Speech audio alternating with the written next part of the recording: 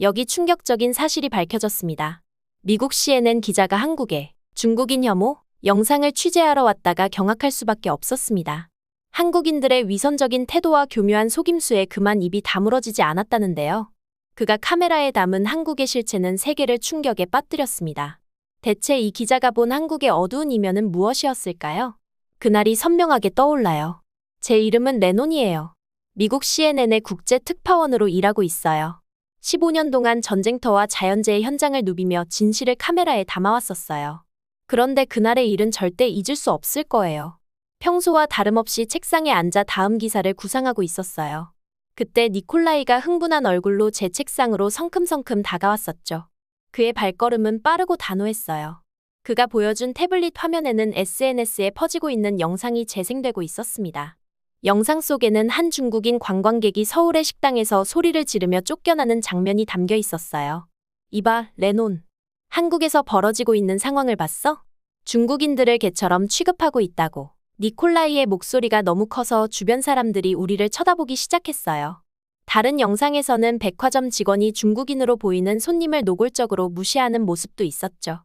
댓글은 분노로 가득했습니다. 눈살이 찌푸려질 정도였어요. 저는 영상이 편집됐을 가능성도 있으니 직접 보기 전까진 판단하기 어렵다고 말했어요.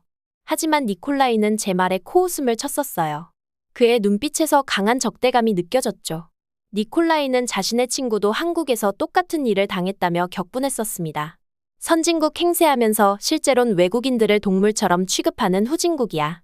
문화라고 다 훔쳐간 것들 뿐이고 위생 수준도 엉망이지.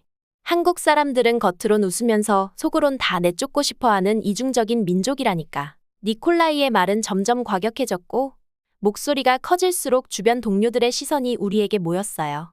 저는 차분하게 대응하려 했지만 마음 한구석이 불편했어요. 그가 보여준 영상들은 확실히 충격적이었으니까요. 그날 오후 CNN에서는 여전히 관련 뉴스가 흘러나오고 있었어요. 마이클의 말대로 이슈는 점점 커지고 있었죠. 물론 그때는 알지 못했어요. 이 일이 저를 어디로 이끌게 될지를 말이에요. CNN 주간 편집 회의가 있는 날, 마이클 편집장은 저에게 한국 현장 취재를 맡겼어요. 저와 영상팀의 미아가 한국으로 떠나게 되었습니다. 비행기 안에서 저는 창밖으로 구름과 바다가 끝없이 펼쳐진 모습을 바라보고 있었어요. 제 마음은 기대와 불안이 뒤섞여 있었죠. 과연 한국에서 어떤 진실을 마주하게 될까요? 14시간의 비행 끝에 인천국제공항에 도착했어요. 비행기에서 나오자마자 느껴지는 공기는 상쾌했습니다. 몸은 지쳤지만 새로운 취재에 대한 설렘이 피로를 덮었어요. 첫 번째 놀라움은 공항 내 안내 방송이었어요. 한국어 안내 이후 영어, 중국어, 일본어까지 친절하게 나오고 있었습니다. 지금까지 본 영상과는 다른 모습이었죠. 공항 곳곳에 다국어 안내판도 눈에 띄었어요. 중국어가 상당히 큰 비중을 차지하고 있었습니다. 입국 심사장으로 향하는 길에 외국인 전용 안내 데스크가 있었어요. 호기심에 다가가 보니 친절한 미소를 지닌 한국인 직원이 중국인 관광객 무리를 응대하고 있었습니다. 그녀는 유창한 중국어로 질문에 답하며 지도까지 꺼내 친절하게 설명했어요. 관광객들은 만족스러운 표정이었죠. 미아가 작은 목소리로 물었어요. 이게 정말 우리가 들었던 그 한국이 맞는 거야? 저도 의아했어요. 공항 내 디지털 사이니지도 중국어 메뉴가 확실히 있었고 면세점 입구에는 중국인 직원으로 보이는 사람들이 중국어로 고객을 맞이하고 있었습니다. 서울로 향하는 고속도로에서 미아와 눈을 마주쳤어요. 그녀도 저와 같은 생각인 듯했죠. 이곳은 우리가 예상했던 한국이 아니었습니다. 적어도 지금까지는 니콜라이가 묘사한 그 혐오의 나라가 아니었어요. 다음 날 아침, 저희는 일찍 호텔에서 나와 서울 도심으로 향했어요. 오늘의 목적지는 명동이었습니다. 가이드북에 따르면 이곳은 서울에서 가장 번화한 쇼핑 지역이자 외국인 관광객이 많이 찾는 핫스팟이라고 했어요. 특히 중국인 관광객들에게 인기 있는 장소라고 했죠. 지하철을 타고 명동역에 도착했어요. 여기서 나오자마자 다양한 언어로 된 안내판이 눈에 들어왔습니다. 한국어, 영어뿐 아니라 중국어와 일본어 안내까지 상세했어요. 이런 모습은 첫 순간부터 니콜라이의 주장과 달랐죠. 저는 작은 실험을 해보기로 했어요. 중국어를 조금 할 수 있었죠. 대학 시절 배운 기초적인 수준이지만 간단한 대화는 가능했습니다. 첫 번째 실험 장소로 큰 화장품 매장을 선택했어요. 니아오, 화장품 추천해주세요. 일부러 서툰 중국어로 말을 걸었죠. 놀랍게도 직원의 표정이 밝아졌어요. 중국어로 응대하기 시작했습니다. 제 중국어 실력이 부족해 알아듣기 어렵자 그녀는 영어로 전환했어요. 그러면서도 계속 미소를 띠고 있었죠. 무엇보다 놀라운 건 그녀가 중국어로 된 제품 설명서를 꺼내 보여준 것이었어요. 이런 상황은 다른 매장에서도 반복됐습니다. 신발 가게, 식당까지 어디를 가든 저희가 중국어를 쓰면 직원들은 더 친절하게 대응했어요. 어떤 곳은 중국어를 하는 직원을 특별히 불러오기도 했고, 다른 곳은 중국어로 된 메뉴판과 할인 쿠폰까지 내밀었죠.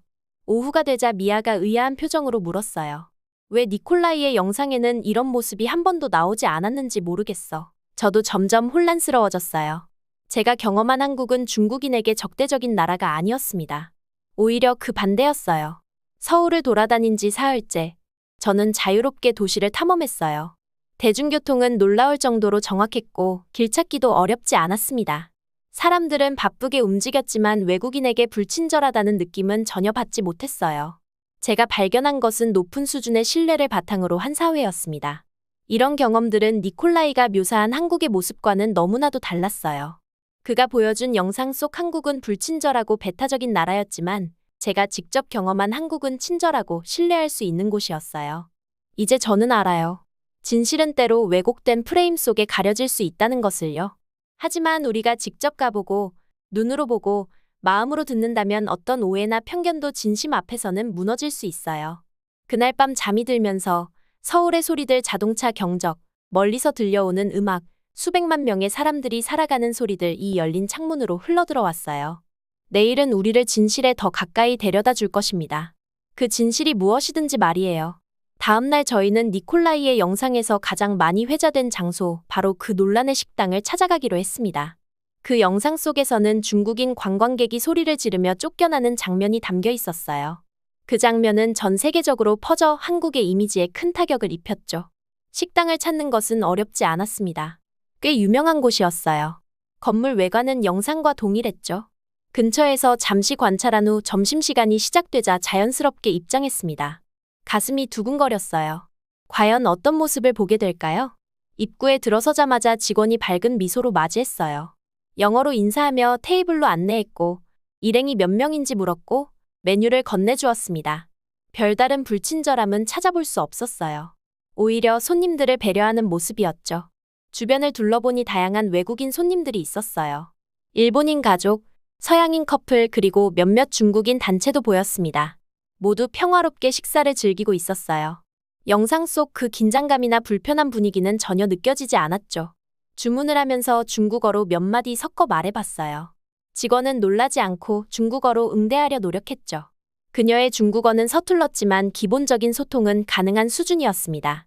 정말 영상 속 그 식당이 맞는지 의심이 들 정도였어요. 식사가 나오고 분위기가 편안해지자 조심스럽게 대화를 시작했습니다. 이곳에 관한 블로그 포스트를 봤다며 자연스럽게 화제를 돌렸어요. 그리고 최근에 외국인 손님과 문제가 있었는지 물어봤죠. 직원은 고개를 갸웃하며 특별한 문제는 없었다고 했어요. 오히려 외국인 손님들이 많아 감사할 따름이라고 말했습니다. 특히 중국인 관광객들 덕분에 매출이 늘었다고 했죠. 이 말을 듣자 더욱 혼란스러워졌어요. 니콜라이의 영상은 도대체 무엇이었을까요? 나중에 매니저와 이야기할 기회가 있었습니다. 그녀는 그 영상이 자신의 식당을 촬영한 것은 맞지만 완전히 조작되었다고 말했어요. 실제로는 술에 취한 손님이 소란을 피워 제지한 것뿐인데 마치 중국인이라서 쫓겨난 것처럼 편집되었다고 했죠. 이건 저널리즘이 아니었어요. 선동에 가까웠습니다. 매니저는 아쉬움을 담아 말했어요. 저는 충격을 받았습니다. 한국을 반중국적인 나라로 묘사한 바이럴 영상들이 의도적으로 오도된 것이라는 증거가 쌓이고 있었어요. 누군가가 영상을 조심스럽게 편집해 거짓 이야기를 만들어냈죠. 하지만 왜?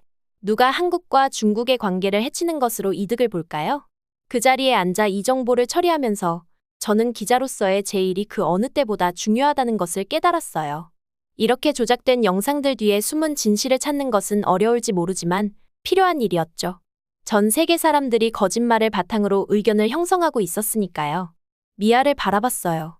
그녀는 식당의 일상적인 운영 모습을 촬영하고 있었습니다. 중국인 가족들이 식사를 즐기고 직원들이 통역을 도와주고 니콜라이의 영상과 모순되는 따뜻한 분위기까지요. 누가 이 뒤에 있는지 알아내야 해. 조용히 그녀에게 말했어요. 이건 단지 잘못된 인상을 바로잡는 것이 아니야. 누군가가 의도적으로 국제적 긴장을 만들려고 하고 있어. 그녀는 카메라로 계속 녹화하면서 고개를 끄덕였습니다. 문제는 우리 방송국이 이미 보도한 것과 모순되는 진실을 방송할 용기가 있을지야. 그날 밤 호텔방에서 저는 잠을 이룰 수 없었어요. 매니저의 말이 계속 머릿속에 맴돌았죠. 이건 저널리즘이 아니었어요. 선동에 가까웠습니다. 15년 동안 기자로 일하면서 위험한 상황들을 마주했지만 이렇게 의도적인 허위정보 캠페인을 마주한 적은 없었습니다. 거짓 이야기가 전 세계적으로 퍼질 수 있는 그 용이함이 저를 깊이 괴롭혔어요. 내일 저는 조사를 계속해 이 영상들 뒤에 누가 있고 왜 그들이 한국의 명성을 손상시키길 원하는지 밝혀내기로 결심했습니다. 진실은 저기 어딘가에 있었고 제 동료들과 방송국에 도전하는 것을 의미할지라도 저는 그것을 찾아낼 것이었어요. 호텔 창문 너머로 반짝이는 서울의 스카이라인을 바라봤습니다. 이 생동감 넘치고 환영하는 도시는 그 바이럴 영상들에서 묘사된 것과는 전혀 달랐어요. 제가 경험하고 있는 진짜 한국 외국인들이 존중과 친절로 대해지는 나라를 세상에 보여주겠다고 스스로에게 약속했습니다. 이건 더 이상 단순한 임무가 아니었어요. 진실을 회복시키는 개인적인 사명이 되었습니다. 그날 저녁 뉴욕에 있는 편집장에게 전화했어요. 마이클, 우리 기사의 방향을 바꿔야 할 것 같아요. 제가 말했어요. 여기서 발견한 것은 기존 이야기와 전혀 맞지 않아요. 전화 너머로 잠시 침묵이 흘렀어요. 확실해, 레논? 중국 소셜미디어의 반응이 엄청나게 많았는데 확실해요. 제가 단호하게 대답했어요. 제 눈으로 직접 봤어요. 우리는 온라인에서 유행하는 것을 따라가기보다는 진실을 보도해야 해요. 마이클이 한숨을 쉬었어요. 알았어. 내 판단을 믿어. 하지만 보도하는 내용에 대한 확실한 증거가 있는지 확인해. 전화를 끊고 창밖으로 서울의 스카이라인을 바라봤어요. 도시의 불빛이 어둠 속에서 별처럼 반짝였습니다. 그 불빛들 사이 어딘가에 진실이 있었어요. 바이럴 영상이 보여줄 수 있는 것보다 훨씬 더 복잡하고 미묘한 진실. 내일은 조사를 계속할 거예요. 한국에서 실제로 무슨 일이 일어나고 있는지 더 많이 알아내야 했습니다. 하지만 한 가지는 분명해지고 있었어요. 제가 취재하러 온 이야기는 제가 발견하고 있는 이야기가 아니었습니다. 그리고 진실에 헌신하는 기자로서 증거가 이끄는 방향을 따라가야 했어요. 그것이 제 자신의 선입견을 바꾸는 일이라 해도 말이죠. 한국에서의 마지막 날, 저는 북한과 접경한 DMZ 비무장지대를 방문했습니다. 가이드는 분단 국가의 아픈 역사와 통일에 대한 지속적인 희망에 대해 설명해 주었어요.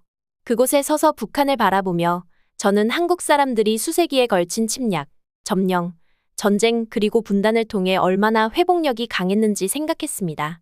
아마도 그들의 강한 공동체 의식과 신뢰가 생존하고 재건하는 데 도움이 되었을 거예요. 제가 경험한 한국은 니콜라이의 영상 속 한국과는 전혀 달랐어요. 그의 영상은 배타적이고 불친절한 나라를 보여주었지만 제가 직접 발견한 것은 친절하고 신뢰할 수 있는 사회였습니다. 뉴욕으로 돌아온 첫날, CNN 본사에서 생방송 인터뷰가 예정되어 있었어요. 스튜디오에 들어서자 긴장이 밀려왔습니다. 이 방송이 사람들의 인식을 바꿀 수 있을까요? 카메라 앞에서 저는 솔직하게 말했어요. 제가 본 한국은 편견 속 그 나라가 아니었습니다. 직접 경험한 그들의 친절함과 정직함은 진짜였어요. 그리고 우리 모두가 선입견을 버리고 직접 보고 판단하는 자세가 필요하다고 강조했습니다. 방송이 끝나고 복도에서 니콜라이와 마주쳤어요. 그는 방송을 봤다며 조용히 다가왔습니다. 예상과 달리 그의 표정은 공격적이지 않았어요. 그는 잠시 망설이다 제가 옳았다고 말했습니다. 자신은 편견에 눈이 가려졌던 것 같다고 했죠. 저는 미소 지으며 대답했어요. 진실은 직접 봐야만 알 수 있어. 니콜라이의 눈에서 변화의 조짐이 보였습니다. 아마도 그도 언젠가 한국을 새로운 시선으로 바라볼 수 있을지 모르겠네요. 이제 저는 알아요. 진실은 때로 왜곡된 프레임 속에 가려진다는 것을. 하지만 우리가 발로 뛰고 눈으로 보고 마음으로 듣는다면 어떤 오해도 편견도 진심 앞에서는 무너질 수 있다는 것을 말이죠. 한국은 저에게 단순한 취재 대상이 아닌 삶의 교훈을 준 소중한 경험이 되었습니다. 그곳에서 만난 사람들의 따뜻함, 사회의 신뢰 그리고 서로를 배려하는 문화는 제 마음속에 깊이 남았어요. 때로는 멀리 떨어진 낯선 곳에서 우리가 잊고 있던 인간의 본질을 다시 발견하는 법이죠. 한국은 저에게 편견 없이 세상을 바라보는 눈과 진실을 찾아내는 용기를 선물했습니다. 이것이야말로 기자로서 그리고 한 사람으로서 제가 얻은 가장 값진 교훈이 아닐까 싶네요.